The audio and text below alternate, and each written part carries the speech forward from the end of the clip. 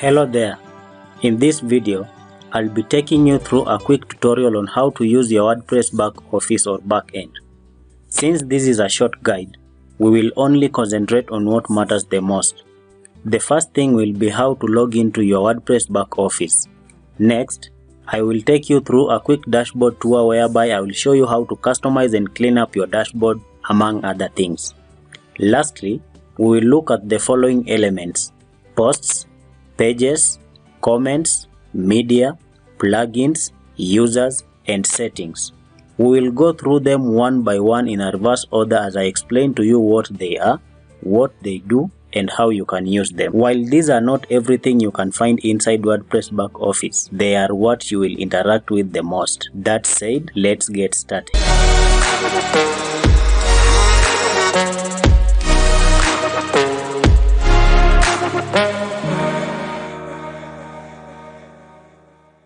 The easiest way to access your back office is by heading over to your favorite web browser and typing in your website URL, followed by /wp-admin/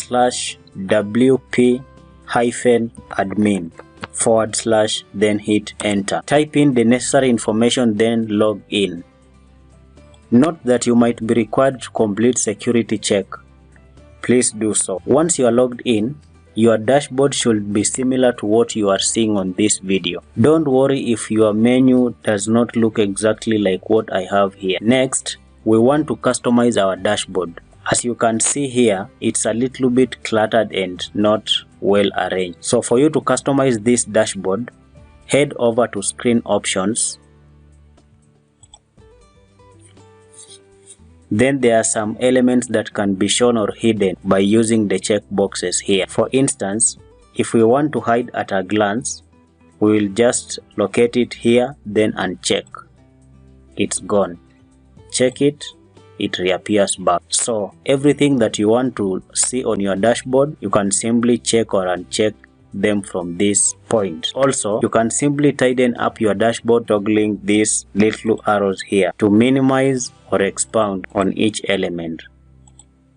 That's not all. You can swap these elements from right to left according to your preferences. For instance, if you want this elemental overview to move to the right side, we can hover around it like that, then grab it and just take it to the other side like that. You can find more information about WordPress by hovering your mouse on the YP logo at the top there and select what you want. Also, you can access or visit your website front end by hovering or pointing your mouse on your website name and click Visit Site here.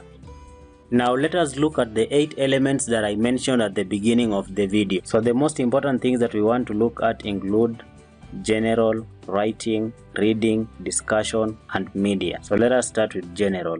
So under the general settings, this is where you can rename your site title, add your tagline, and I will also recommend that you don't mess up with the WordPress address URL and the site address URL. You could also change the admin email address and many other things such as date format and time format. Then once you are done with them, remember to click save. Next, let us look at writing. There is not much to say under the writing settings because in most cases you will rarely use this stuff here. So I will recommend you not to mess up with anything at this place. Then let us see what reading has. Under reading settings, this is whereby you want to decide how your homepage displays. You might want to display your latest posts, especially if your website is all about blog posts. However, we always recommend having a static page and the homepage to be the homepage and the post page to be the blog. Then you can decide how many pages you want to show at most under your blog page, and also syndicate feeds show the most reason. You want to ensure that for each post in a feed, you only want to show them an excerpt and not the full text. Then do not mess with this search engine visibility. If you check this box here, then your website will not be visible to search engines. That means if people search keywords relevant to what your website has, you will not be found. So just leave this unchecked and save all the changes. Next, let us look at the discussion. Now this is whereby you want to customize how your comments comments will be appearing on your website. For instance, you can decide whether you want to allow people to submit comments on your new posts or not. You might want to have you notified whenever any comments are being uploaded on your website by your readers. Then you also want to customize other comment settings such as the author name, whether they should be registered or logged in, and other things that are down here. Now there is something else that I will also like you to note here, that break comments into pages with 50 or whatever number that you want here. So this means that instead of having so many comments that people can scroll to infinity on one page, you can break them down into smaller bits. You can either increase this number or reduce it, but I will prefer it to be at 50. Then you want to decide how the email, or rather how you can be notified when someone posts a new comment on your posts. So you can toggle this so that a comment is held for moderation and also anyone posts a comment. Next, you want to ensure that these two boxes here are checked so that whenever anyone posts a comment or a comment is held for moderation, you are always emailed. Then, what do you want to happen before a comment appears? So you might either decide whether a comment must be manually approved or comment author must have a previously posted or approved comment. So there's a lot that you can do here on the discussion section. This is just all about how you want your comments to be. You can decide to turn off comments completely by just unchecking this here, whereby it says allow people to submit comments on your new posts. However, if you want some posts to have comments while others not to have comments, we will be looking into that feature when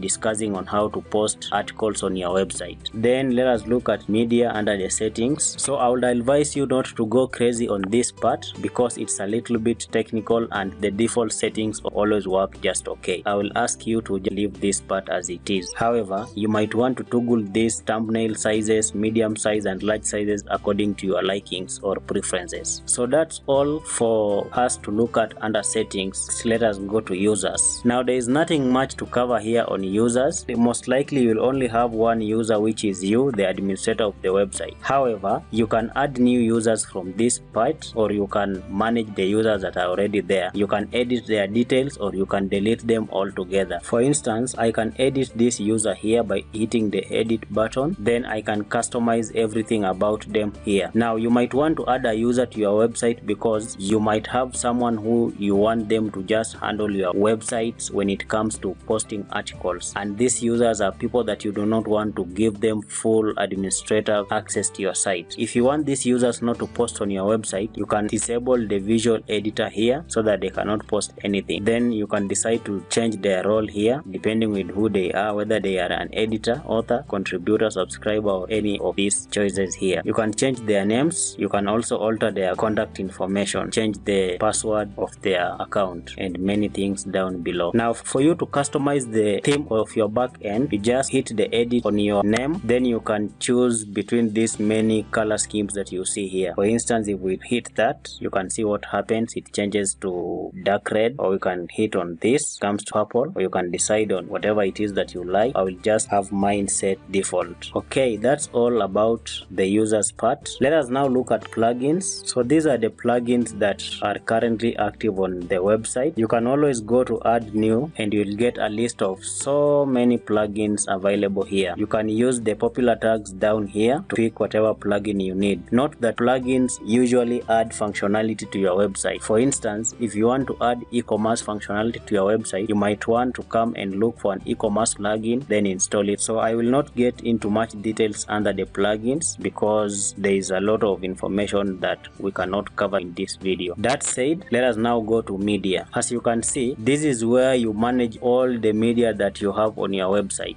So if you want to have a picture or an image on your website, you can easily come to add new. Then you can drop your files here, or you can just hit on select files, then you can upload them. If you want to delete or if you want to edit any of this media, you can just click on them, or whatever the image that you want to edit or alter, then it will appear this way. You can add the alternative text here. You can add the title, captions, description. Now if it's a video, you can put the URL there, the image link, and you can decide to hide title or not. And also you can use this to delete the media permanently. Now instead of going back to the main interface, you can just use these arrows up here to switch from one media to another like that.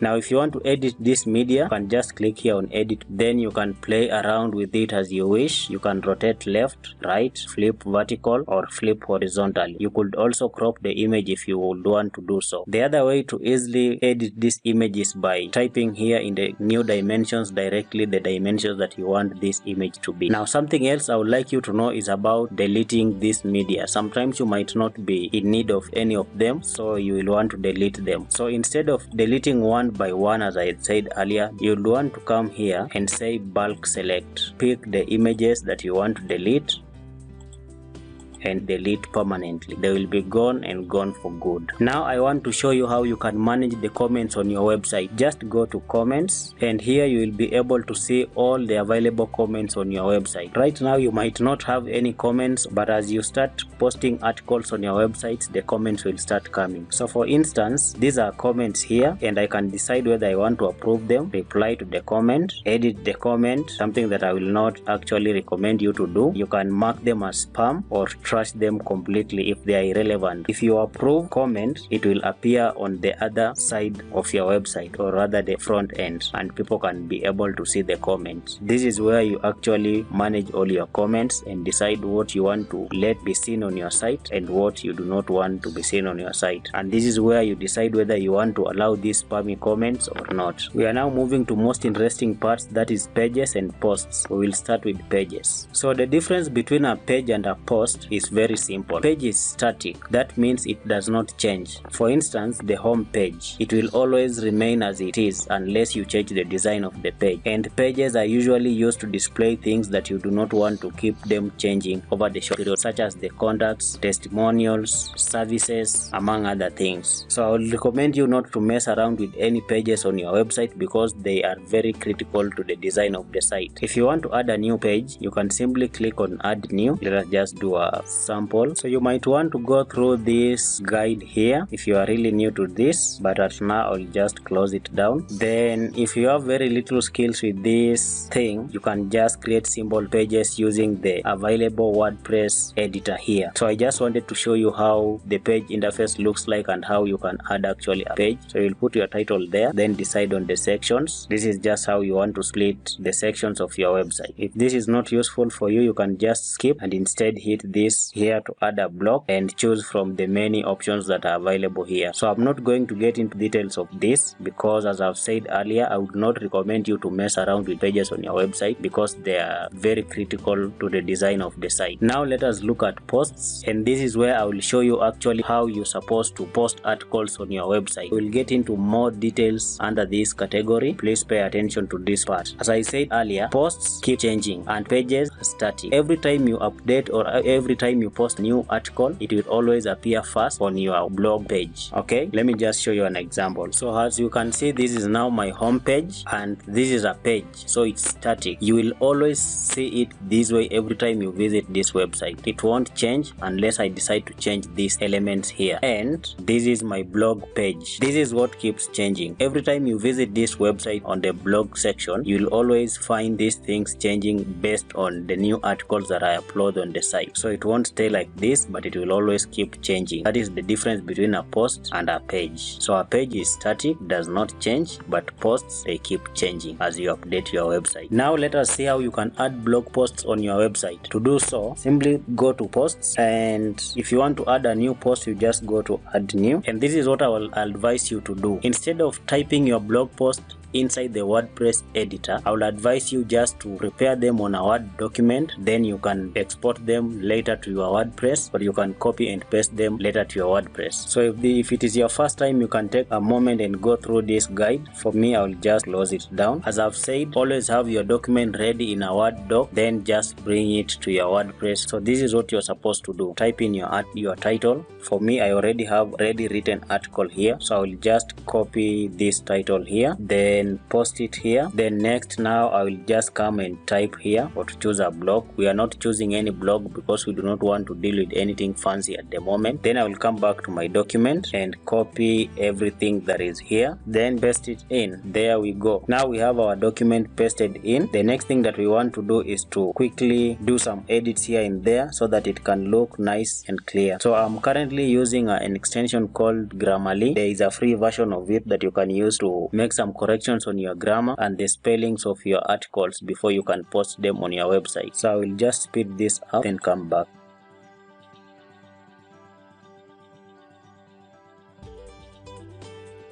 Okay, now this looks quite nice. So the next thing that you might want to do maybe is to tighten up a few things like using short paragraphs and fixing extra spaces. Now, to make sure that you do not have a lot of problems editing your article, I would recommend you to make sure that you have it neat on your Word document before you bring it here so that it can make your work very easy. Next thing I want to show you is how to add images into your article. So if you had clicked anywhere inside your article, you just have to click somewhere aside so that it can switch from blog to post, or you can just switch them from here, blog, post. Then scroll down, then come to featured images. Then we want to add an image that people can see alongside your article title. What you want actually to do is just upload files. Then you can drag and drop them here, or you can click select files and upload the one you need. I have mine ready here. I will bring all this in at the same time. I want to use this. Make sure to type an alternative text here so that in case anything happens to this image, there will be an alternative text to show on your website. I like to use just the title as an alternative text. Then you can go ahead and add captions and description. These two are good for search engine optimization, but since that is not what we are talking about in this guide, we will not get into much details. Then click set featured image. There we go. Then there are other things that I would like you to pay attention to, such as tags, excerpt, and discussion. Remember, I told you you can either decide to mute comments on a specific posts or allow them. This is where you do that. So if you do not want people to comment on this post, you just uncheck here and nobody will be able to comment on this post. But if you want to allow comments,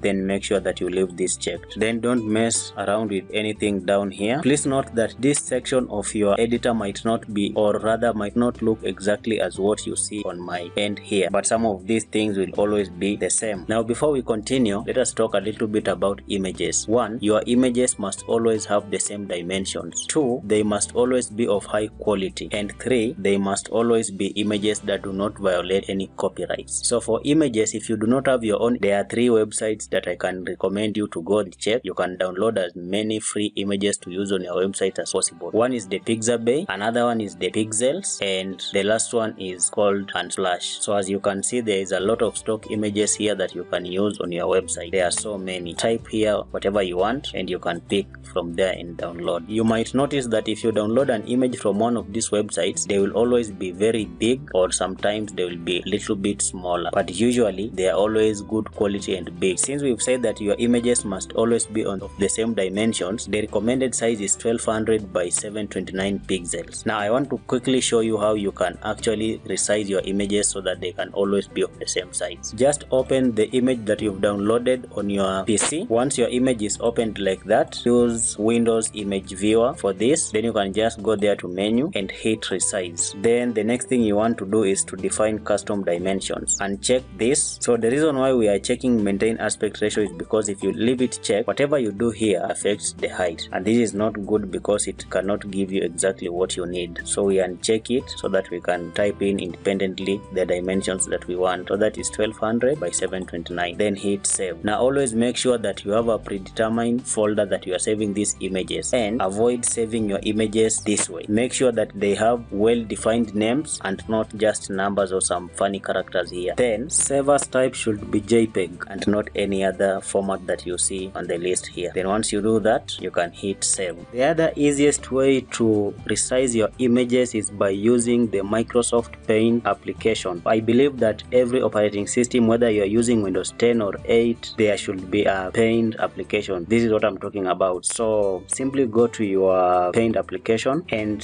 what you want to do here is now to bring in the image that you want to resize. Now to do that, go to Files, then Open. Go to where you have your images. Let me just pick mine. This is what I want to resize, then open. So there we go. You can see the size here is 1920 by 927 pixels. Now we want to resize this image to 1200 by 729 pixels. You can actually zoom it out. Then the next thing you want to do is come to resize, and it is not percentage but pixels. What we want now to do here is type in 1200. Before you do that, always uncheck this this little link here that say maintain aspect ratio, so that it doesn't automatically decide the vertical dimensions. So we have to uncheck that, so that whenever we type here 1200, it does not decide what gets here. Then by 729, don't touch anything on the skew part. Our image now is well resized to 1200 by 729 pixels. Once that is done, head back to file, then save as. We are going to save our image as JPEG and not any other options that you can see on the list here. So we say JPEG and give our image an appropriate name. Once the name is okay and the location that you want to save it, just counter check and make sure that save as type here is JPEG and not anything else on the list. And you can now save your image, and that's it. So if you want to resize your image very fast with an application that does not require any professionalism, whatever you can call it, just use this paint to resize your images to the size that you want. It does not mess around with the quality of your image, and it's very easy to use. That's it. Then if you want to upload an image, say in your document here, so just come to this plus here, and in the options here, click on image. Then there are some three options that you will always have here.